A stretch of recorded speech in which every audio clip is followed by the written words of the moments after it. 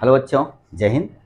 आज हमारा लेक्चर होगा बच्चों, ये 11th का होगा और साथ ही साथ IERT या पॉलिटेक्निक स्टूडेंट। हालांकि बच्चों ये जो चैप्टर चल रहा है ये सभी कंपटीशन में अगर इसका आप बेसिक चीज़ें नहीं जानते हैं तो केमिस्ट्री पढ़ने का कोई मतलब ही नहीं होता बच्चों। चाहे फिजिकल केमिस्ट्री हो, चाहे इनऑर्गेनिक हो, तमाम तरह के ऐसी टर्मिनोलॉजी आती हैं जैसे मिक्सचर क्या होता है, ठीक है, और होमोजीनियस मिक्सचर क्या होता है, हेट्रोजीनियस मिक्सचर क्या होता है, एटॉमिक वेट क्या होता है, मॉलिक्यूलर वेट क्या होता है, मोल क्या होते हैं, मोल कंसेप्ट क्या होते हैं, किस तरह से हम उसका कैलकुलेशन करते हैं। अब इसका मोल कंसेप्ट का कहाँ कहाँ अप्लीकेशन किया जाता है, नॉर्मलिटी में किया जाता है, मोलरिटी में किया जाता है, मोल फ्रैक्शन में किया जाता है, तमाम तरह की जो टर्मिनोलॉजी आएंगी तो इसी के अंतर्गत आती है बच्चों। तो हम किसी का डिवीजन किस प्रकार से करते हैं तो तमाम तरह की जो चीज़ें होंगी बच्चों इसके अंतर्गत आएंगी, ठीक है। तो सवाल ये उठता है कि हम शुरुआत कहाँ से करें। तो ध्यान है बच्चों, आज पहला है तो हम शुरुआत कहीं से भी कर सकते हैं क्योंकि सब चीज़ बेसिक है और बेसिक चीज़ को कहीं से भी शुरू की जा सकता है क्योंकि हर जगह पर बच्चों अपना अलग अलग महत्व होता है, ठीक है। बहुत से टीचर इनिशियल से क्या पढ़ाते हैं क्या नहीं पढ़ाते हैं, तो जो चीज़ें पहले से बेसिक हैं बच्चों उसके जो बहुत ज़रूरी है उसको और पूरा इसके बाद ख़त्म हो जाएगा। तो इसमें बच्चों काफ़ी न्यूमेरिकल भी आएंगे, ठीक है।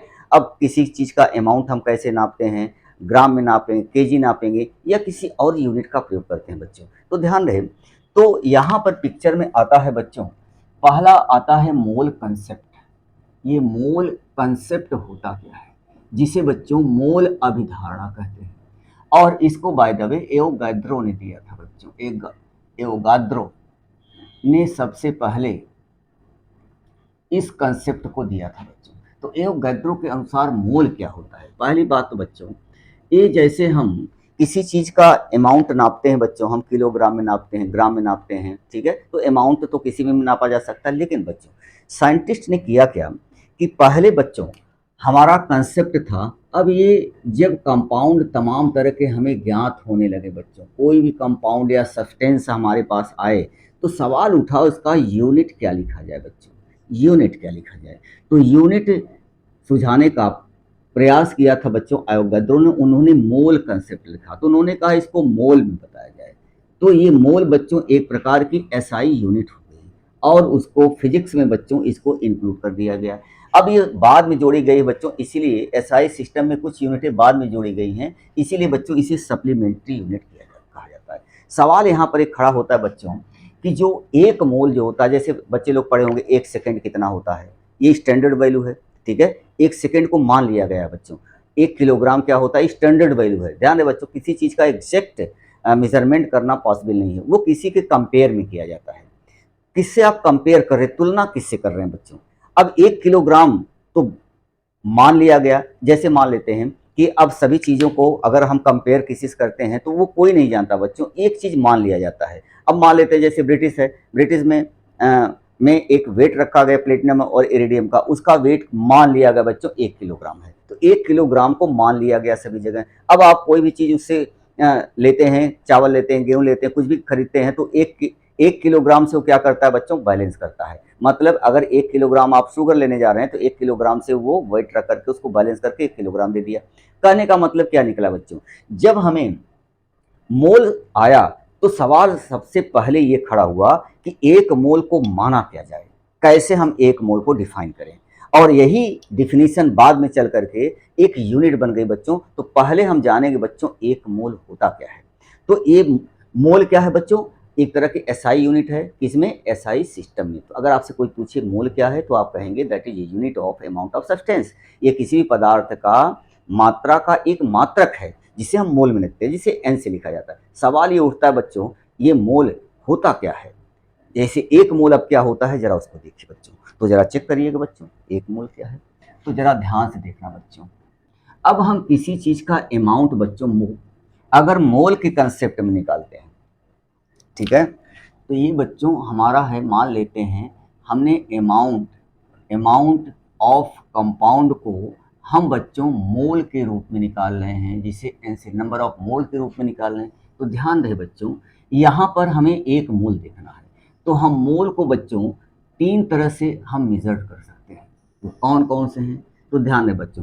पहली बात तो हम अमाउंट लेते हैं बच्चों, आखिर वो अमाउंट ऑफ कंपाउंड कितना है या सब्सटेंस बच्चों कितना है, वो कंपाउंड कितना है, पहली बात, ठीक है। अब उसको हम अमाउंट में देखेंगे, अमाउंट को मतलब मास में देखेंगे बच्चों इसका मास कितना है, ये है। और दूसरा होता है बच्चों मास के रूप में देखा गया, फिर बाद में नंबर के रूप में देखा गया बच्चों, आखिर उस अमाउंट में नंबर ऑफ पार्टिकल कितने हैं बच्चों, ये पार्टिकल की संख्याएं कितनी है। अब वो पार्टिकल में बच्चों कुछ भी हो सकता है, एनी ऑब्जेक्ट ऑफ पार्टिकल, कोई भी मैटर बच्चों पार्टिकल के रूप में देखा जाए, उसमें कितने पार्टिकल हैं। अब ये एटम भी हो सकते हैं बच्चों, ठीक है, मॉलिक्यूल्स भी हो सकते हैं, ठीक है, आयंस भी हो सकते हैं, इलेक्ट्रॉन भी हो सकते हैं, प्रोटॉन भी हो सकते हैं, न्यूट्रॉन भी हो सकते हैं, कोई भी ऑब्जेक्ट हो सकता है, ह्यूमन बीइंग भी तो हो सकता है बच्चों। अब कोई भी नंबर, मतलब इतने नंबर का, इतने अगर कोई चीज नंबर में है तो कितना मोल है, ठीक है, वो कितना मोल है तो नंबर के रूप में देखा गया, चाहे वो एटम हो, चाहे मॉलिक्यूल्स हो, चाहे आयन हो, चाहे इलेक्ट्रॉन हो, चाहे प्रोटॉन हो, एनीथिंग, वो नंबर के रूप में मोल को पहचाना जाए। दूसरी बात, तीसरा आया बच्चों गैस के संदर्भ में जो वॉल्यूम निकाला गया, वॉल्यूम, ठीक है, और ये गैस के लिए निकाला गया बच्चों। और ऐसा देखा गया, एवोगाड्रो ने बताया था बच्चों, किसी भी कंपाउंड का जो नंबर ऑफ मोल एन, ये है बच्चों नंबर ऑफ मोल, मोलों की संख्या, ये उस कंपाउंड का वेट बच्चों ग्राम में बटे उसका मॉलिक्यूलर वेट है बच्चों, ये आपका मॉलिक्यूलर वेट है, मॉलिक्यूलर वेट, ये है बच्चों आपका मॉलिक्यूलर वेट है। तो यहाँ पर देखा गया बच्चों, अगर मैं आपसे कहूँ कि n इज इक्वल टू बच्चों, हमें W अपॉन m है, m जीरो है, m W क्या है, वेट ऑफ केमिकल या substance in gram upon molecular weight. अब आप खुद सोचो बच्चों, हमें इसे एक प्राप्त करना है, एक मोल हमें लेना है, तो एक मोल n का मान अगर 1 है बच्चों, तो ये is equal to W upon M zero हो जाएगा, मतलब W इज इक्वल टू क्या गया बच्चों, एम जीरो, और वही किसके बराबर हो गया, एक मोल बच्चों। तो अगर हम वेट के अनुसार देखते हैं बच्चों, वेट के अनुसार देखते हैं, बाई वेट या मास के अनुसार देखते हैं बच्चों, या बाई मास, मास के रूप देखते हैं बच्चों, तो एक मोल इज इक्वल टू क्या निकला बच्चों, एक मोल कब आएगा, एक मोल इज इक्वल टू तब होगा जब W is equal to M zero होगा, अर्थात ग्राम मॉलिक्यूलर वेट। अब वेट को तो ग्राम लिखते हैं बच्चों, जितना ग्राम है उसी को आप मॉलिक्यूलर वेट में बदल दो, ठीक है, उतना ग्राम मॉलिक्यूलर हो जाए, एक मोल हो जाएगा। जैसे देखो बच्चों, कार्बन का आपने पढ़ा होगा मॉलिक्यूलर वेट कितना होता है बच्चों, 12। अब इसका ग्राम में बदल दो, 12 ग्राम, मतलब कि अगर मैं आपसे कहूँ एक मोल कार्बन हमारे पास है, उसमें हमें कितना ग्राम लेना पड़ेगा, कितना ग्राम लेना पड़ेगा, ठीक है। तो सभी बच्चे जानते हैं कार्बन का होता है बच्चों पर 12 मॉलिक्यूलर वेट, और इसी ग्राम में बदल दो तो 12 ग्राम का मतलब क्या हुआ बच्चों, एक मोल। उसी तरह से अगर मैं आपसे कहूँ H2SO4 को लेना है, इसका एक मोल हमें कितना ग्राम लेना पड़ेगा बच्चों, तो आपको कुछ नहीं करना, इसका मॉलिक्यूलर वेट निकाल लो तो 98 निकलता है, 98 ग्राम का मतलब क्या है बच्चों, एक मोल ये है।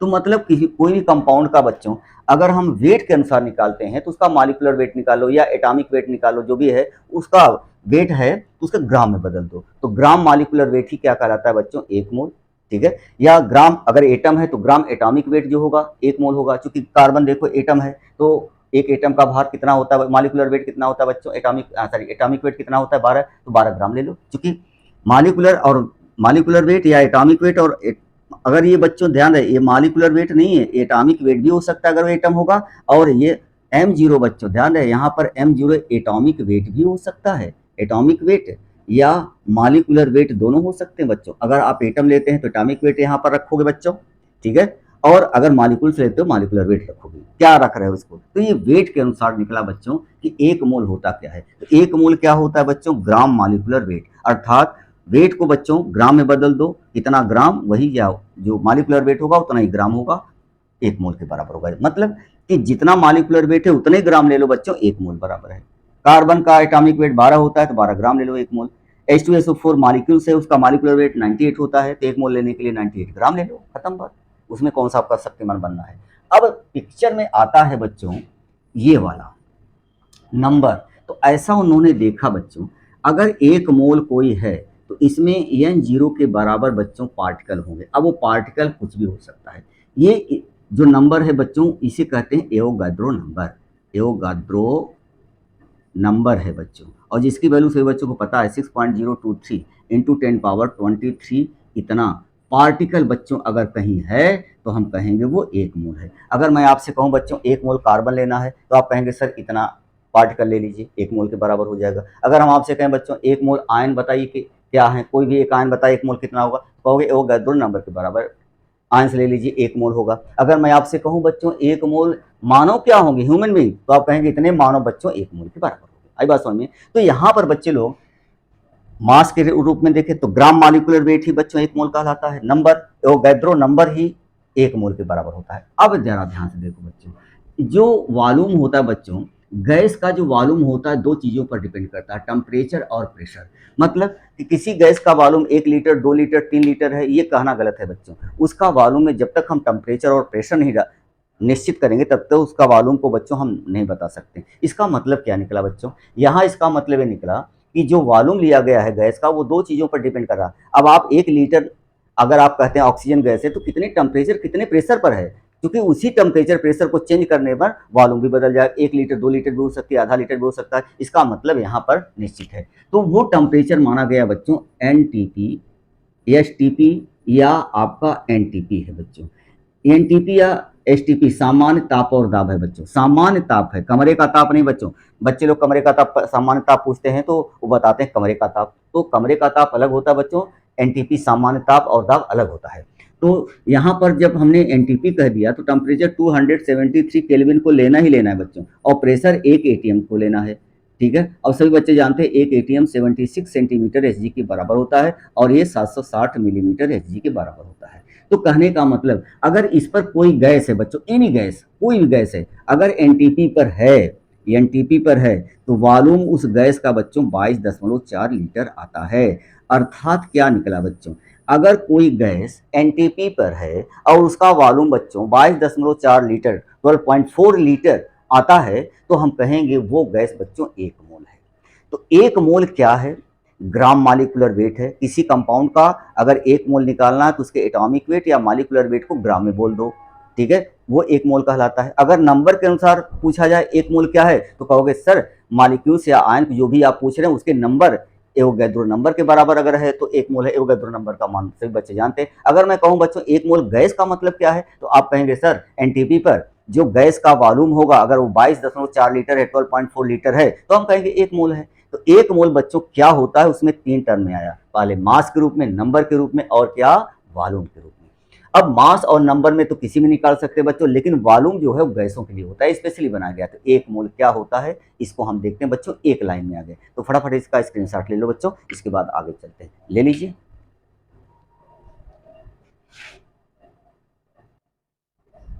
चलो बच्चों, तो आपने देखा क्या बच्चों, 1 मोल क्या है? 1 mole is equal to gram molecular weight. अगर वो ग्राम मॉलिक्यूलर वेट है बच्चों, मॉलिक्यूल्स है तब, अगर एटम है तो ग्राम एटॉमिक वेट। ठीक है, तो आप एटम या मॉलिक्यूल्स कुछ भी ले सकते हैं, उसमें 1 मोल होगा बच्चों। अगर 1 मोल कोई केमिकल है बच्चों तो उसमें नंबर ऑफ एटम, या अगर एटम है तो नंबर ऑफ एटम, या मॉलिक्यूल्स है number of molecules Avogadro number के बराबर होगा बच्चों, तो हम कहेंगे वो 1 मोल है। अगर वो गैस स्पेशली है बच्चों, तो अगर कोई भी गैस है बच्चों एनटीपी पर उसका वॉल्यूम 22.4 लीटर या 12.4 लीटर आ रहा है तो हम कहेंगे बच्चों ली गई गैस कितना है, बोलो 1 मोल। और इसी से पूरी कैलकुलेशन होती है। सवाल ये उठता है बच्चों कि 1 मोल जो हमने लिया है वो तो अमाउंट ऑफ सब्सटेंस है, तो यहाँ पर 2 शब्द आए हुए हैं बच्चों, एटम और मॉलिक्यूल्स। तो सबसे पहले हमें यही जानना होता है कि एटम का एटॉमिक वेट क्या होता है, मॉलिक्यूल से तो उसका मॉलिक्यूलर वेट क्या होता है। ठीक है, तब ना हम उसको बनाएंगे, ग्राम में कन्वर्ट करेंगे बच्चों। ठीक है, तो अभी आपने देखा कि number of mole is equal to क्या होता है बच्चों, एन इज इक्वल टू उस केमिकल का वेट इन ग्राम में, और अगर वो एटम है बच्चों तो एटॉमिक वेट, अगर मॉलिक्यूल्स है तो मॉलिक्यूलर वेट है बच्चों। जैसे एग्जाम्पल के लिए एक बार देखो, इसके बाद हम इसको मान लीजिए बच्चों, हमने कहा कि 8 ग्राम हमारे पास बच्चों मेथेन है, CH4 है, तो इसमें कितने नंबर ऑफ मोल होंगे बच्चों, कितने नंबर ऑफ मोल होंगे। तो सभी बच्चों को पता है कि CH4 है बच्चों, इसका 12 होता है और हाइड्रोजन के 4 है, तो इसका जो है मॉलिक्यूलर वेट 16 आया। ये मॉलिक्यूलर वेट है बच्चों, W का मान दिया गया है तो N is equal to W/m0 से रखोगे बच्चों तो W का मान कितना है 8 अपॉन कितना है बच्चों 16, मतलब 1/2 मतलब 0.5 मोल है। तो इतना ग्राम का मतलब इतना मोल है, ठीक है। अगर मैं आपसे कहूं बच्चों इसमें नंबर ऑफ पार्टिकल कितने हैं, तो सोचिए एक मोल में बच्चों, एक मोल में नंबर ऑफ मॉलिक्यूल्स कितने होंगे, जरा इसको देखो बच्चों, तो जरा चेक करना बच्चों।